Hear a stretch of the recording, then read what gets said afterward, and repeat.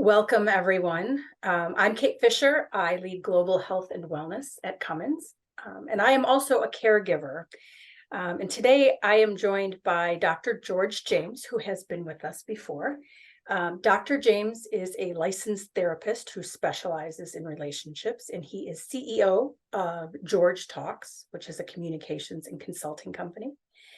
He is also assistant professor at Thomas Jefferson University. And I believe, Dr. James, that you also have your own life experience being a caregiver. So welcome today. Dr. James is going to talk to us about the weight of being a caregiver and how we can find the support we need and also give support to those around us. So again, welcome, Dr. James. Thanks so much, Kate. I really appreciate just the opportunity to be here, just to join the Cummins family and community once again, and to talk about something that's really significant and precious and dear to my heart, and to hopefully just hear some stories and to support those that are on the call or those who might see the video after. So thank you for just this opportunity again. Thank you. Well, I'm going to give away that I'm reading off of notes here, but I have some statistics I want to talk about before we jump into the discussion. But according to the Wilson Center in Washington, D.C., there are approximately 647 million unpaid caregivers around the world. And I'm going to guess that number is really low because nobody took me in that census. So and we know that being a caregiver is stressful, and we know that stress and depression and anxiety, they impact our mental health, our physical health. They test our resilience. And according to the National Institute on Health, there is a term called caregiver burden, and I'm going to read this verbatim. It's defined as the multifaceted strain felt by those caring for someone who is chronically ill, disabled, or elderly. And I can tell you, I understand this now. If you had asked me a year ago, I might not have understood that. And so I'm wondering, can we talk a little bit about, what your perspective on what caregiver burden looks like, and sort of the signs, the signs that, there are cracks, and people really probably should start to, think about their own well-being and addressing that stress or that anxiety, so that they continue to be a good caregiver. Yeah, Kate, I too can relate. And, when I just think about, so just to let everybody know my personal journey, um, my mother, my wife and I got married. And then shortly after we got married, my mother retired from work. And our thoughts was that we would eventually, if we had a child, my mother would maybe be more involved.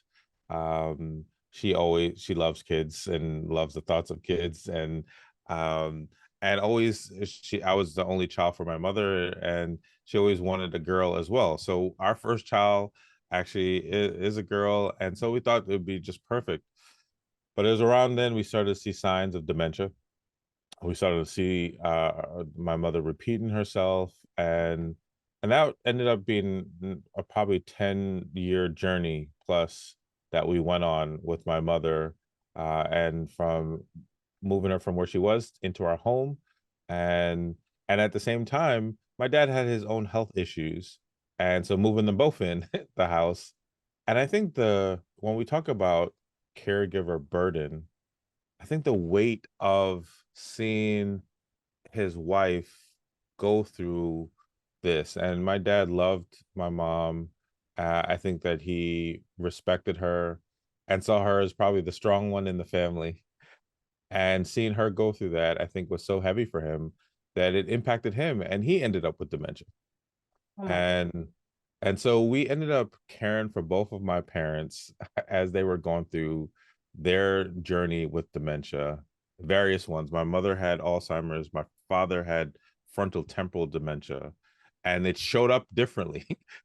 And we could go into stories with my father having episodes where he felt like he was 25 trying to like hop over the gate with where we held where we would use to kind of bury off our kids from going going places. um and then my mother going through different stages from forgetting things to wanting to go home even when she was home. So when I think about caregiver burden, I think about my own journey. I think about the journey of clients I've worked with. I think about just last night, I did a seminar with the Philadelphia Phillies, and we talked about the mental side of childhood cancer. That's just, it was a heavy topic, but also the thought of the weight of caring for a child that might be sick, or a partner that could be ill, or for me, parents. So caregiver burden is there. It is just I don't feel like it, but I have to. It's uh I can't function the way that I normally, or I'm doing so much. I'm caring for me, and this is more to our story. Not only were my wife and I caring for my parents, I was also in the last stages of my doctoral program and having to do a lot. And how do I show up at work? How do I show up with my partner? How do I show up with my family and still caregive, right? Yeah. Or depending on where it might be. So it's all of those things that just become just overwhelming. And I know that we'll talk more and we'll go into what are those signs, what are those things that we can pay attention to. But I just wanted to kind of share a Yeah. little bit of my own journey. Yeah, thank you. I think it's important for other people to hear because I think that moment when we realize we're not alone, that we are not going through this journey by ourselves. I had the same thing. I have, January of this year, my mother had a stroke and I'm the only child. And so it's been a challenge, and it's been something to navigate, and this is a topic to me. And I think we talked about having this topic before I encountered this, but I talk a lot about mental health every day in my job, but I don't always experience it. And so, I think it's important for those on the call and those who are going through this to understand that it's okay. You're going to have days where you think, I can't get out of bed. I don't know how to show up. I cry because, it's something seemingly, insignificant, because the burden is so great. And so I think, to that extent, I'd love for people to understand, and you as a clinical therapist, you see this, how do we differentiate and this is the topic I think that we talk about a lot in mental health, but in this particular situation, how do we differentiate that being a caregiver is causing this? Like, I'm not crazy. I'm not, I am still a strong, capable person, but this event is wearing me down. How does somebody start to take that apart and recognize, what the causation is? Yeah, so two things. One, I love that you all are doing this, right? And I love the title, It's Okay. And I was looking at just what it was part of the graphic, and I think this applies really well.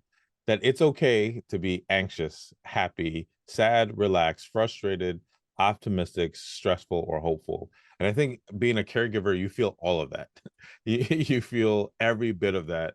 And I think sometimes we don't give ourselves permission to feel okay when we are frustrated, that we are in this position, that we are sad for the person that we are caring for, or that we don't have the energy to maybe shower when we need to, but we've showered them or cared for them, right? Like there are all these things that I think are a part of it. And to your point of like, how do we recognize that it is not that there's something wrong with us, but it is the situation that we are in. And some of that is just looking at how things were before. Yeah. If you Yeah. can, if you can remember, sometimes we're so much in it, it's hard to remember that moment. But if you could go back to the time before you started to become a caregiver in that way, uh, you can say like, how did I show up? Did I interact with friends? Did I go out to eat? Did I, did I comb my hair? Did I do these things? And then you start to realize, oh, that is. And then the other part, which I will get into, when you have moments where there's a break, then you might also start to recognize, oh, there's a way that I show up differently. There's a way that I might have a little bit of more energy. For the families where you can have another family member support, or where you might have a partner that can support, like those are sometimes ways where you start to realize, oh, it is this situation, it is this what can feel like, for some people, a blessing to be able to be in that position to care for the people that they care for, while also sometimes being a heavy burden. Yeah. And when you have the moments where you don't feel that, you start to kind of, it's like the sun coming back out, and you can feel that and feel how your body and mind and emotions shift in those moments. And that's a great, you make a great point, because one of my questions or my talking points that I had written down was relationships. How, I'm an only child, small family. And what I will say is, while I may have always felt a little isolated my whole life, being a caregiver has made me feel really isolated, because there's no, I have a few people that I can turn to for support, but it's not like I'm one of six and we can spread this out.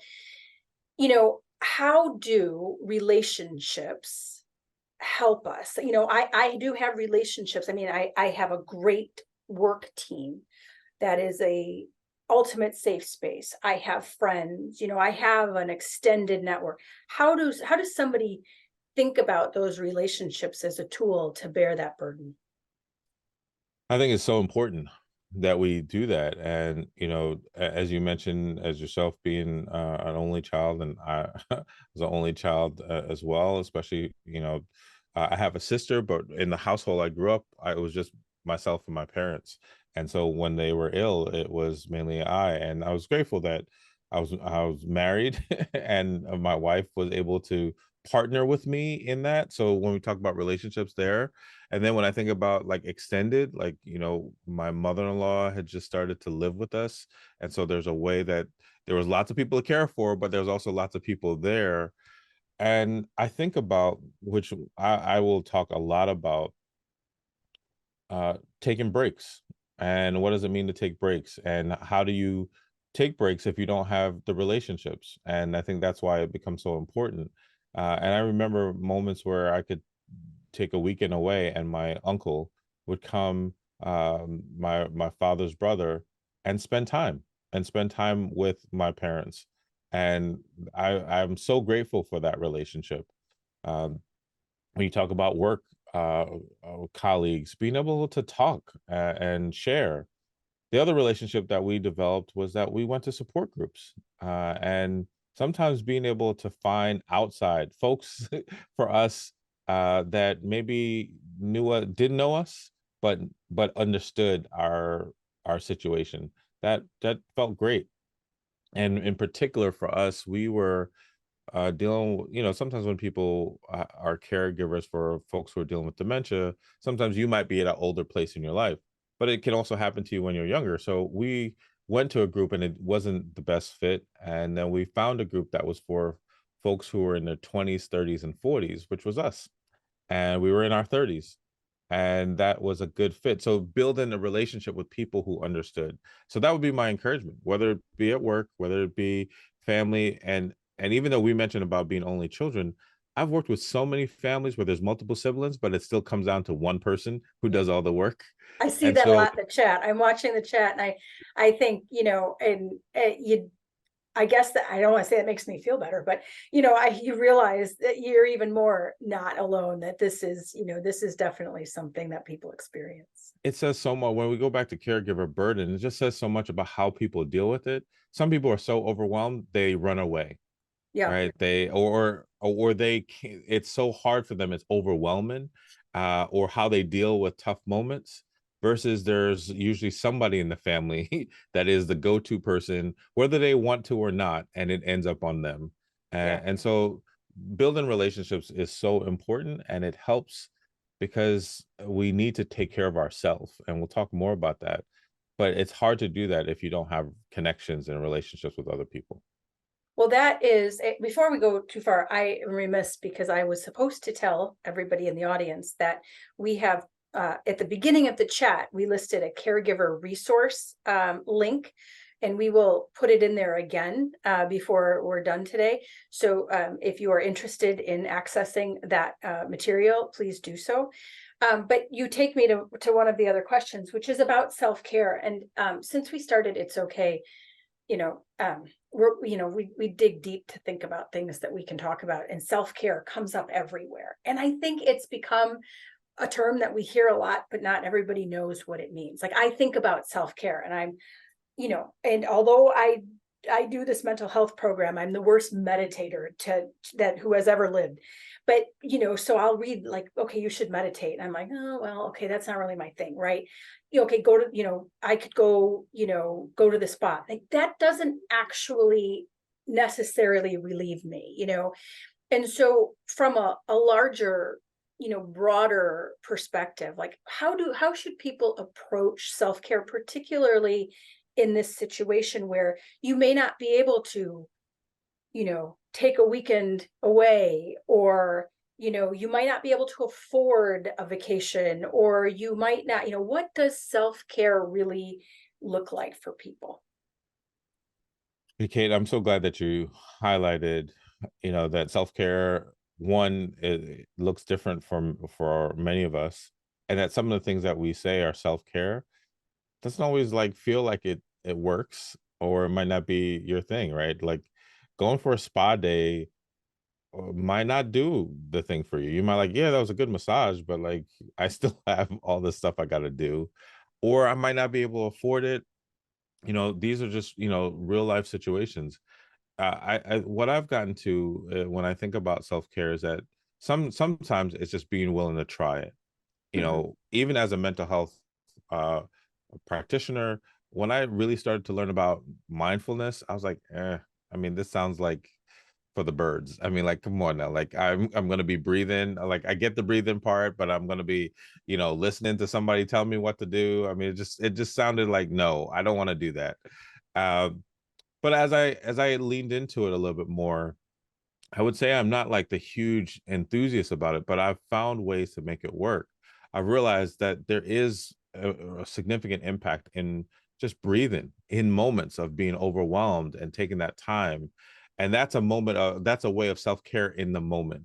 And then there might be things that you might say, like, okay, I really like to do. For some folks, they're like, I really like just getting together with my friends. And that self-care to me is about what helps to restore you, what helps to refuel you, what helps to kind of put more energy into your tank, because the work of being a caregiver takes a lot of energy and fuel out of us. And so what might that be? For me, it's being able to have a date night with my wife, or a getaway somewhere where I can spend overnight.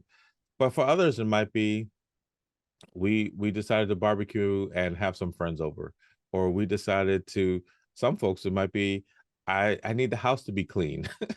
and and maybe you are okay with getting someone to help you clean the house, right? Mhm. That it doesn't just have to be you. And so thinking about what are those things that really refuel and recharge you, to me, that's self-care. And the more that we're open to multiple options, then we can say, I'm going to self-care in this way. And it could be the spa, but it could be a vacation. I've even been encouraging people to think about self-care as, maybe what is that thing that you've said you've wanted to do, but you haven't? Maybe it's writing that book, or maybe it's starting something that you said, I always wanted to do. I've always thought about bike riding, but I never really thought about it, or I never really pushed myself. But now, you know what? I'm going to just go out and start riding a bike. That sometimes it's, this is one of the talks that I give. Sometimes it's giving ourselves permission to try some things out. And I think that's where we can find self-care. You must have read my mind. In the past week, I have been thinking about that, and I took all social media. I got rid of social media Good. because I'm not going to waste my life looking at reels. But one of the things was that, I like to write, and I don't write. And I've spent the past week walking and thinking about what I would write. And for the first time since January, I felt that was self-care. Like, I'm going to go out for this walk and I'm going to think about these things. And I realized that in that hour, I'm not thinking of anything else. So I love that there is this idea of what haven't I done? And if not today, then when, as being a form of self-care. So I find that to be fascinating that you say that, and such a good and maybe a little bit unusual, answer, other than, here, you should go get your nails done. Like, okay, no, that's not going to work for me. So that's awesome. I think one of the things, though, that is connected to this, and maybe this is just me, and I'd be curious to hear from others on the call too. One of the things I think that comes with being a caregiver is guilt, because and maybe I'm just a guilty person, but I find that, I should be caring for this person. And when I'm not, I feel bad. I feel bad also because I have a nice life, right? I have a good job. I have a nice husband. I have a great family, and I have my physical health, right? So I can go on those walks, and my mom can't, right? She cannot do these. And she is at a point in her life where I don't think it's getting any better. Mm. And so me living my life and having a nice day ends at some point with me thinking, oh God, but I feel so bad because I should be over there with her. Do you know what I mean? And so Yeah. I think I can't be the only one. And how does somebody really start to take apart guilt and think, yeah, I can't do this. I can't bear this. This is not an additional burden I want to carry. You're definitely not alone. Guilt is just it's insidious, it's intrusive. It just wants to hang out with us, right? It just wants to be there. It wants to be our friend, but it's not a good friend. No. And the thing about guilt is that there's so many things that are out here and out there in the world that we think that we should do or we must do. And then if it doesn't happen in that way, we say like, oh, we did something wrong. And I think that's where guilt shows up, where the thought of like, oh, I'm not doing it in the best way. For me, it was we cared for my mother and father for as long as we could, and then we had young children, and we had everybody in the same household. And then it started to get to the place where some of the explosive behavior of my father was becoming dangerous for our children. So we had to really transition them to a home, right? There could be guilt there. Is that the right way? Is that the wrong way? Should you do it? And then how much do you visit? Are you visiting the right way? Or, like, there's all these shoulds, and it's a lot of mental exercise to be able to say, I'm doing the best that I can. I'm doing all that I can, and it's okay, whatever I'm able to do. And if that means I'm able to do a lot today or a little tomorrow, that's okay. And if it means that I also have good places in my life or places that I can enjoy, there's nothing wrong. There's nothing that says that you should suffer Right. as you are a caregiver. And that's not how it is. And most of the people we care for, whether it be a sibling, a partner, a child, or a parent, most of those people would want us to really enjoy our life, Yeah. and they would feel some negative feelings if they thought we weren't enjoying our life. So we have to once again give ourselves some permission to do that. And lastly, I'll say, just yesterday I was talking about this once again. Folks who are dealing with children with chronic illness, disease, or even cancer, sometimes you can feel that guilt of like, should I still live my life, or what should I do even with my other children? And there's something about being able to move from guilt to gratitude. And what can I be grateful for? I'm grateful for the times that I did have with my parents. I'm grateful that I was able to be there for them and care for them. I'm grateful that I have a loving wife that supported me through that time. And when I can move from guilt to gratitude, it kind of changes things. It realizes that it's okay that I still have my able body and I can move around, It's okay that I can go on a vacation, and I'm grateful for all the things that have set that up, and I'm still able to show up and be a caregiver. It just changes the dynamics. At least it has for me, and I think that it could for lots of people. That's amazing. It's really, it makes me think about a reverse bucket list, which we talk about a lot, in our It's Okay teams, is that, one of the things, the people can make a list of all the things I didn't do. But when you make a list of all the things, like this summer, because my summer is different now. I started out thinking about the things I didn't do, and then I made a list of the things I did do. And I thought, well, I'll be darned. I actually did. I actually had a good summer, but maybe I just needed to write that down and remind myself that I did. So I really like that focus on, we did a whole month on gratitude for It's Okay. And I think, focusing on those things are important. And I also think, and I don't know if, you have these discussions when you talk to people as a clinician about this, but I think, I am a firm believer that, what doesn't kill us makes us stronger. And I've been a caregiver in the past many years ago, but I remember distinctly that when I got past that, and I could get past the sadness and the pain of losing somebody, I thought, well, I'll be darned, I can do anything. So I think, is there some discussion that you have, like in helping people focus on, whatever you're doing, it's building your resiliency, it's building your character, it's building your strength? Because the next question I'm going to probably get to is, when does this go? When does somebody get to a point where you're like, yeah, we're past, like, you have to get help? And how does someone start to recognize that? So, like, how do we talk about building that resiliency and strength, and then how do we look for, the warning signs that, we're beyond that now? Well, first, I'm going to give you my own hand clap, Kate, because I love that, right? Like, right, like really being able to recognize, one, from the reverse bucket list of like the things that we have done, and being able just to pay attention to that we are building resiliency, right? And in two ways. One of the things I often remind people of is that sometimes when we're going through a hard moment, like now, we forget that we went through a hard moment 2 years ago, 5 years ago, and that the 5 years ago, the hard moment we went through then actually built up some strength and resiliency that is helping us now. So sometimes when, as a caregiver, we're like, I don't know if I can do this. This is so overwhelming. And it is overwhelming. It is hard. But you have also been through some tough things in your life at Mhm. some other point that is going to help you in this moment. And two, to your point, in going through this difficult moment, it builds another level of strength and resiliency that now says, what else can I do? Yeah. Right? Not only can I write a book, but I can write a series. Not Right. only Yeah. can I, not only, like I've found myself thinking about there's lots of possibilities that I can do and entertain and go after, because as I mentioned, we had two young kids, 2 and 4. We had two parents dealing with dementia.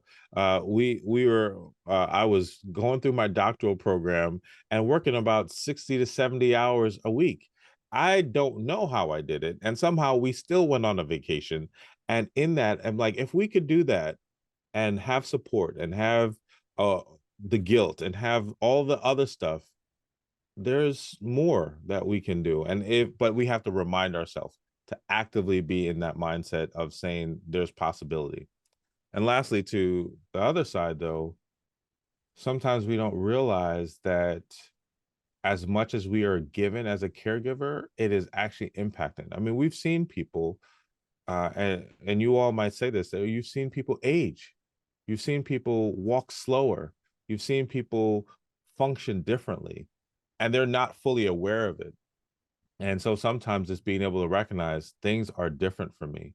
It is, are you going for your checkups at the doctor?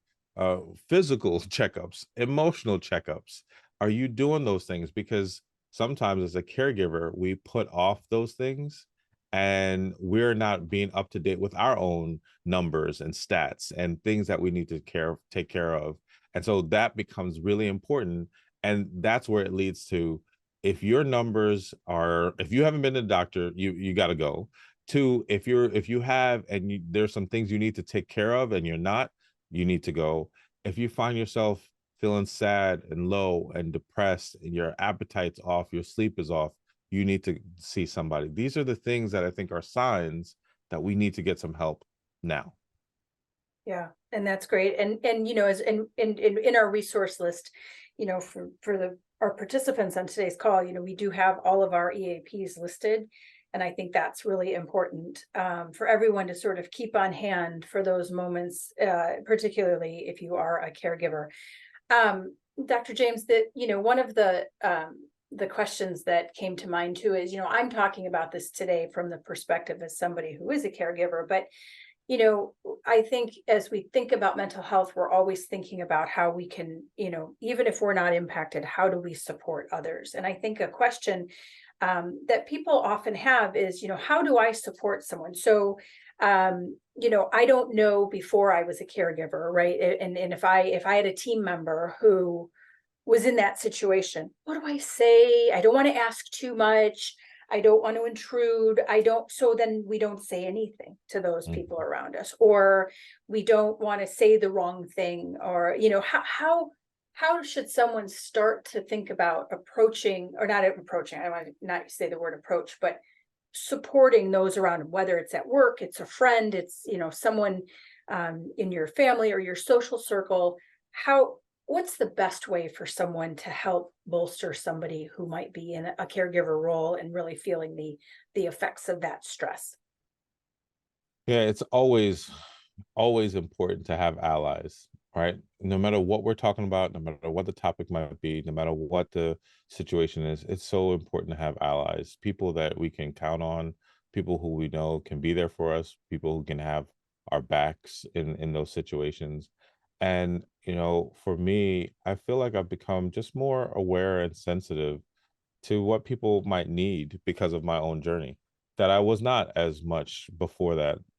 And so I found myself wanting to show up for people when they're going through uh, a tough time or experiencing loss.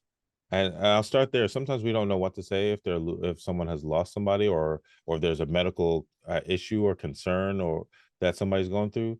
Most times people just want you to just say hi, how are you doing, or to be able to know that you see them, and just willing. You don't have to say any magic words because there aren't any magic words. Just talk to the person. And something somebody said yesterday that I think was important is that it's really important to check in with people, but also be okay that if you check in with people, that they might give you an answer. So be okay with being able to receive the answer. Maybe no one has checked in with them before, and now they have a lot they want to share. Well, be okay with that because you did check in. And I think sometimes we don't do that enough. We don't reach out to people. I've said that in this day and age, unfortunately, we don't really know our neighbors. And so I don't know what my neighbors are going through. Sometimes I don't even know what my friends are going through. I don't know what my coworkers or colleagues or teammates are going through.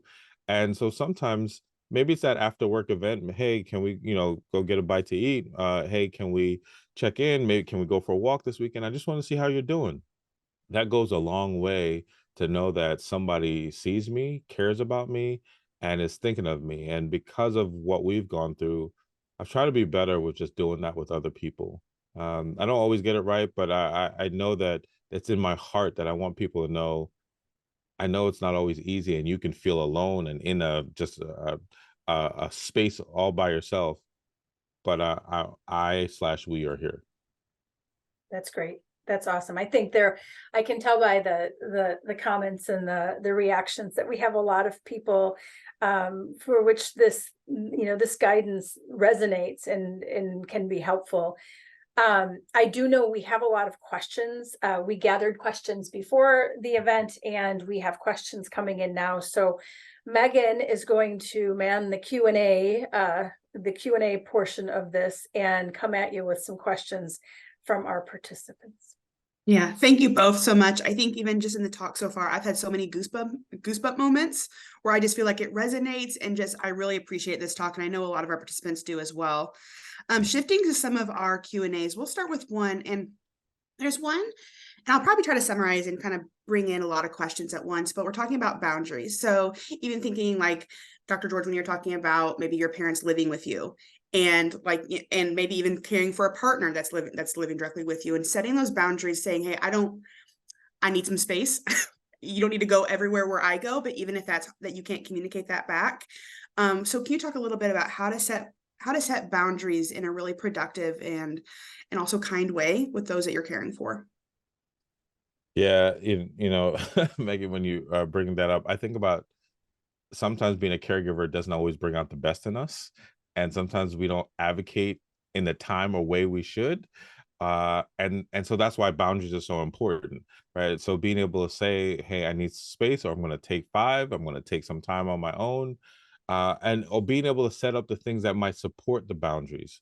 And if you can do it early and consistently, I think that can help, right? Being able to say, this is not about you. I need some time. Even to going back what we said, I need to take some time so I can take a breath, so I can recharge, so that I can be here for you. And the more that you can do that, and then there might be folks where, the folks you might be a caregiver for, whether it be a child, partner, or parent, where they might not be able to understand. Well, you make sure you maybe take those moments, maybe while they're eating or while they're doing something else, that you like, I want to take this moment for myself. They're busy. Because if not, like I said, the stress of being a caregiver can sometimes make us not the most pleasant person. Yeah. And those boundaries help us. Yeah, absolutely. Next question, and I think that Kate, you touched on this a little bit talking about your mom, and it says, how do you feel when you're making the most out of your family member's life when they're unable to do certain things? How do you make their life purposeful for them? And so I know you talked a little bit about your mom, and I'm sure Dr. George, you have some things to also add, but let's start that off on how do you make the most of what they can do?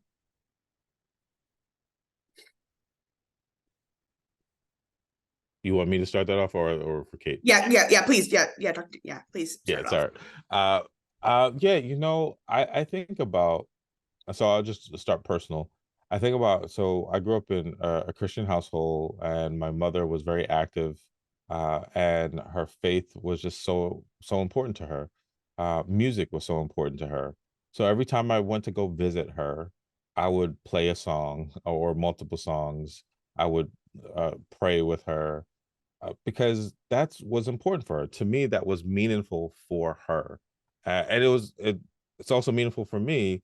But I was thinking about what are her favorite songs that I can play, and so that's what I could do for her dealing with dementia at that point. For someone else, right?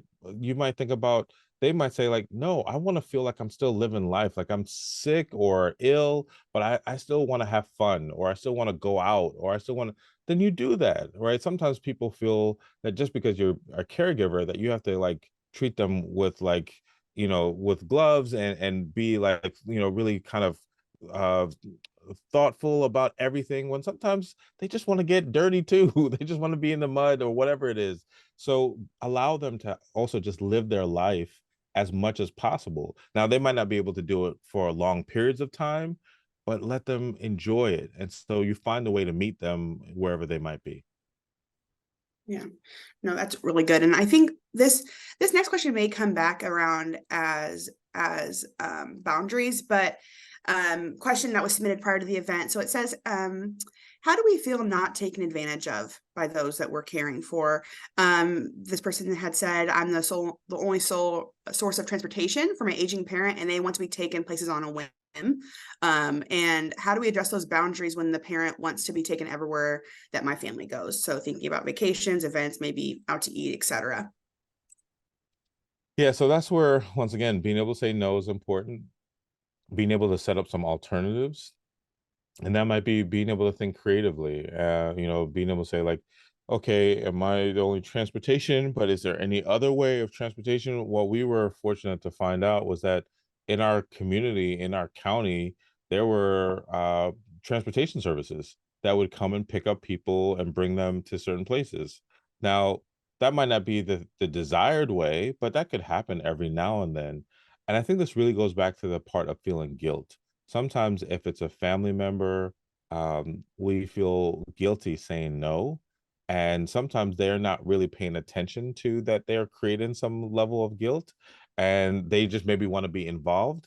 But one of the things is just being able to say, not today, or this is just for myself and the kids, or for me and my partner, or we will spend time with you tomorrow, because they don't want to feel left out. But there are ways to be able to hold the boundary, and then maybe find some alternate ways. And then if they are a little frustrated at it, that's okay. It doesn't mean you have to give in. It doesn't mean you have to change what you want. They can be frustrated, and you can have your break. Yeah. Yeah. I think that, and what I kind of bring from that is that when you are a caregiver, you're still human. Like it doesn't, and that may be even a source of like even like guilt. And maybe even, I know we talked a little bit about the difference in the chat of the guilt versus shame is feeling like you no longer can be kind of a person that has their own reactions and their own feelings and their own thoughts, who's also a part of the situation. Yeah, no, that is so true and so important, that we remind ourselves that we are human, and it's okay for us to experience life. And it's okay for them, for whoever we're caregiving for, to want to experience life too.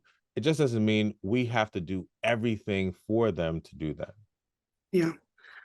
One, and this is, I think we came up a lot in the chat and in the Q&A, is how do you trust someone else? So you think about getting help outside. So either someone taking care of the individual that needs support, having someone come clean the house, having somebody take them somewhere, transportation services. How do you, I think maybe even emotionally say, yes, that is okay for me to do that. Like it doesn't need to all be me, but then also how do you trust and find those resources that are available for you to be able to support in those decisions?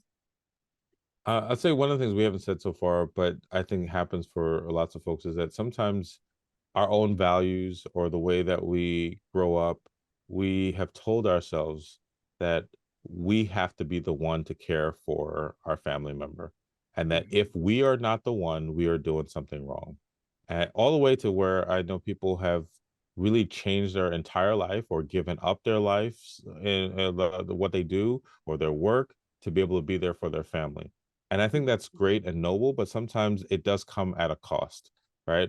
Whether it be emotional, financial, physical. And so I think that's one part. And so when you're at that mindset, it's really hard to let anybody else in. And it has to be you, and you're more moving on a superhero kind of version. The other part is that it is tricky, and it's unfortunately trial and error, right? Hopefully through referrals.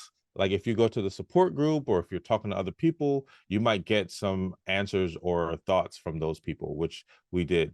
Then other times it's just like, I don't know, I'm going to try this agency, I'm going to try this service, and the person who shows up could be the best, or they could be the worst. And you don't know. And then you see, and then, but this is where the boundaries comes up again, being willing to say, okay, thank you, we're going to try someone else, or we're going to try another service. And you keep until you find, and when you find, you stay. Don't go anywhere else, because finding someone or a service that you can trust is so important when you're a caregiver, because that you love and care about those people, and you want them to be cared for by good people. Yeah. That, and I kind of think, and there's another question that relates, I think directly relates to this, but kind of segues, is the decision to move them out of your home into assisted living. And I know that is a particular decision that is very, very hard. And I think we go a little bit of trying to do everything, trusting someone else. But even then, thinking, maybe speaking a little bit about how if say it's your parent, if your parent's not on board, like they don't want to go, but it's time. Can you talk a little bit about even like maybe how to have that discussion with them, Yeah. and how do you process that decision for yourself? Yeah, and there's so many other parts of that, like thinking about power of attorney, whether that be, once again, of a loved one, or a family member, or a parent, that becomes important.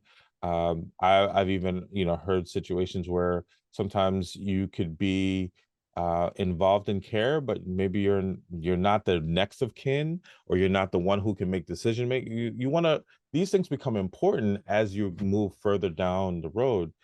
Even estate planning, things I didn't even know about at that time. And so wherever you are in your life, look those things up, pay attention to that, and learn about that, because that can be important. And so all these discussions now start to help, because if you have discussions early, you might know what that person is open to. You might be able to talk about what it means to transition. And then sometimes it's really being able to have some really hard conversations of, we can't offer you the type of care that you need right now. Mhm. For us, it was, my parents needed 24/7 around the clock care, and we needed to raise our children in a way that it wasn't going to be hostile or difficult for them. And that is still hard, but we had to really look at that and say, what is the best thing for the family? What is the best thing for them? And that meant that it was beyond our scope at that point. And that's also what you have to be honest with yourself, which is sometimes hard. And so that's part of it. And for some people, it is a challenging conversation. I would say, if you can start early, do that, but don't be afraid of the conversation. Try to lean into it, because that's the only way you're going to get to resolution. No, that's really, I think I like that, to kind of start early before the need maybe even arises, or you can kind of see it on the horizon, because then it doesn't feel so heavy at the start, and you have a lot of time to get used to it. A lot of questions, and this, I think I'd like to hear, George, what you think, and also Kate, I'd like to hear what you have to say too, as being a part of Cummins. Is we had a lot of comments about when work and caregiving feel like they're in conflict, where maybe, you know, you can't show up as your full self at work because you need to care, or either it's a mental burden or it's a physical, where maybe you are hybrid, but you really need to be more remote. So you need to be more at home so that you can take care of your kid, your kids or any, parents and whatnot. So I think, Kate, what I'd like to see is kind of maybe, what does Cummins say about approaching that flexible work conversations when you have caregiving? And then even maybe, then doctors, both of you can comment on this, is like how to have that conversation around that. That's okay. That like, you can't give, there's only 100% of you. You think that you can't give it everywhere. So Kate, I don't know if you want to start us out kind of on what Cummins has to say about that. Well, I think, we have a whole program called Enhanced Ways of Working, right? And so we are, and I would say it's quite notable from a manufacturing company, but, we're a pretty flexible company. I think how we handled, the pandemic and where we are today, we certainly have a lot of roles that are remote or hybrid. Even our approach to return to work, I think, is illustrative of the fact that Cummins, I will say Cummins leadership and Cummins as a whole, there is a definite level in when we look at, some of the words that Jen in her first year as the CEO she's talked about, people are the center of what we do, right? So ultimately that means that much of how we think about these things is about how can we support our employees, because they are a super important commodity to making us a successful company. So I know I have felt that way. I know that in a company that has 70,000 employees, not everyone will have the same experience, but what we're striving for is that we're trying to, teach our managers and our leaders, right, to engage better with employees.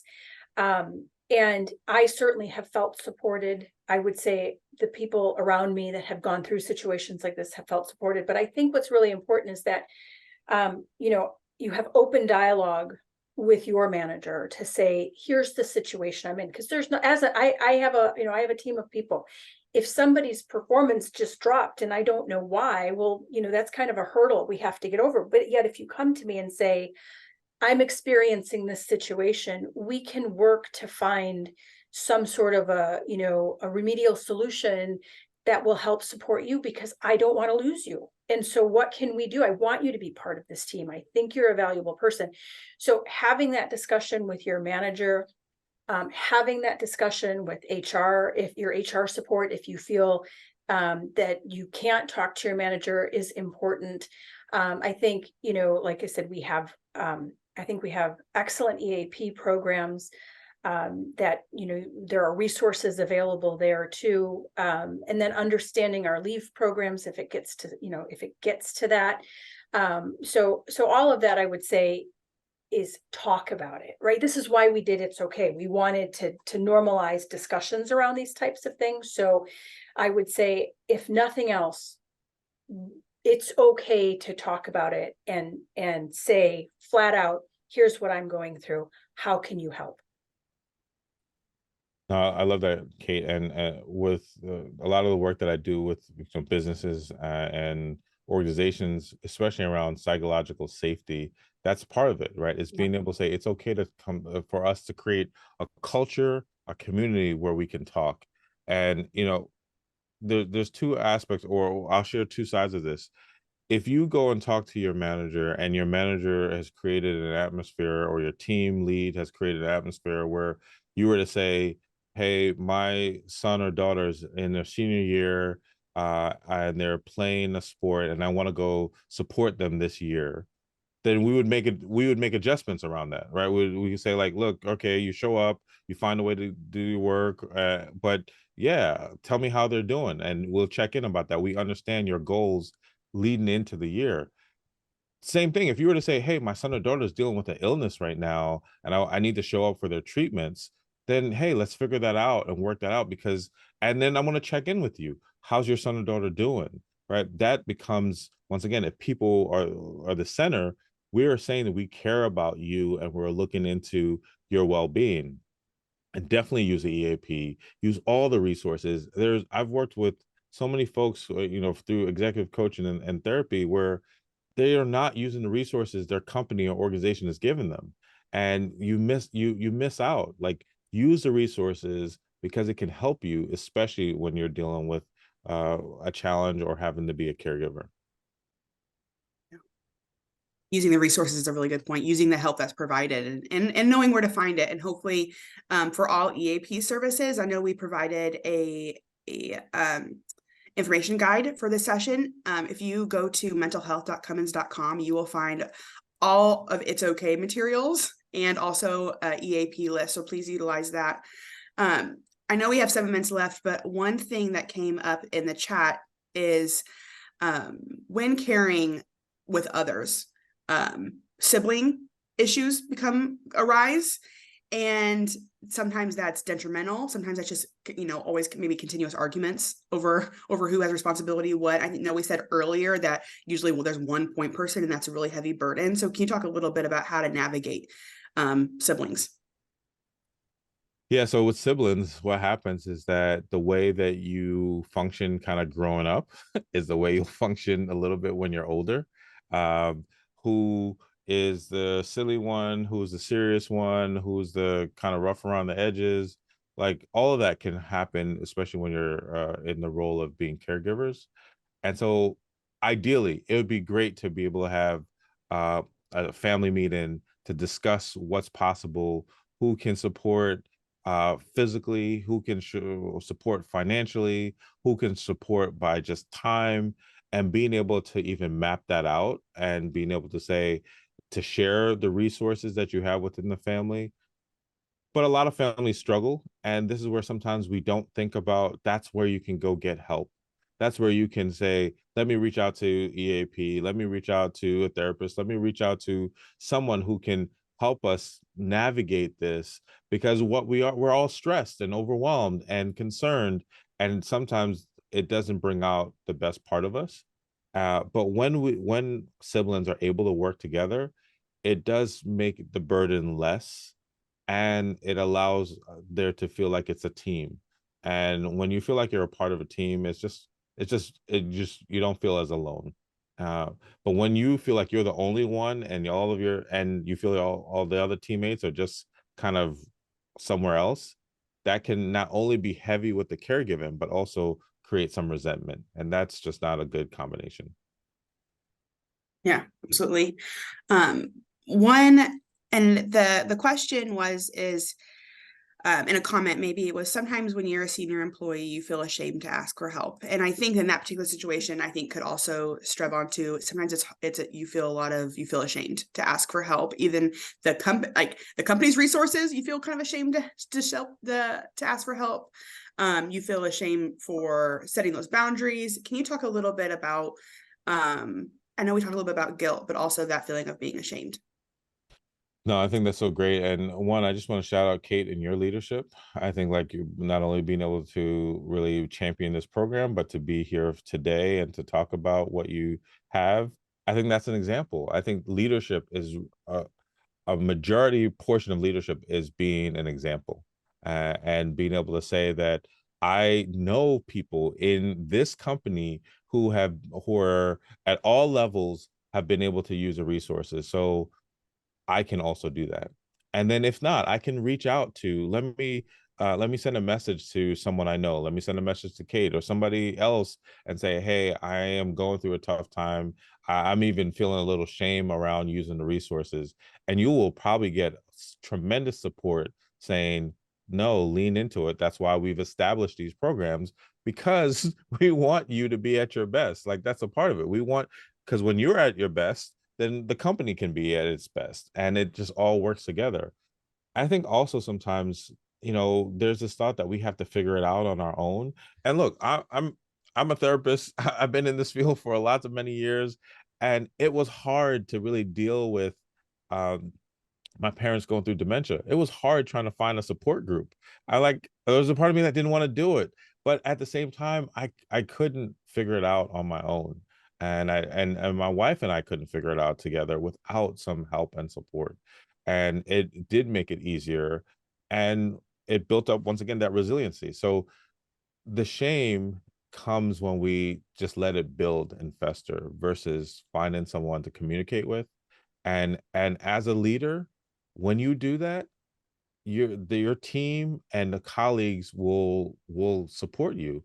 And then I think, like, just like we want our the folks who report to us to share, when you say to your team, hey team, I'm going through some stuff right now, there might be some changes in my schedule, but I'm still here for you, they will support you and rally around you in an even greater way. So I just encourage people to do that.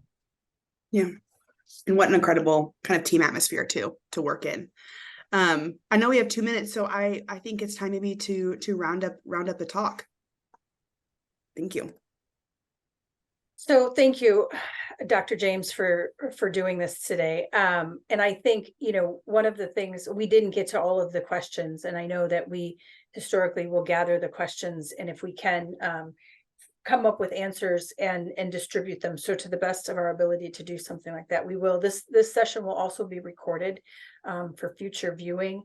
And there are some questions on here that I had someone ask about where we could find leaves. And I will tell you right now, we don't have a good way to find that. We are working on it.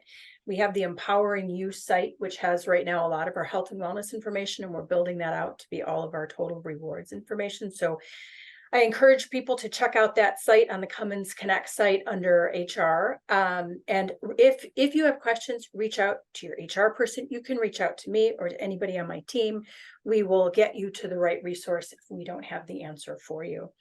But back to Dr. James, thank you. This has been an enormous help for me, and I hope for everybody on this call. And we hope that in the future you can come back and join us and talk about some other topics in the future. Thank you so much. I love being able to be here and being able to even share part of my story. Thank you for the opportunity. I would love to come back. I feel I'm already part of the Cummins family. So I think you are. Yeah, I think you are by now. So I would anything in any way that I can help and support, please let me know. And I wish you all well in your journey, wherever you are. And I wish you just strength and blessings and opportunity as you just lead your life and care for those around you. Thank you. And thank you to everybody who attended today.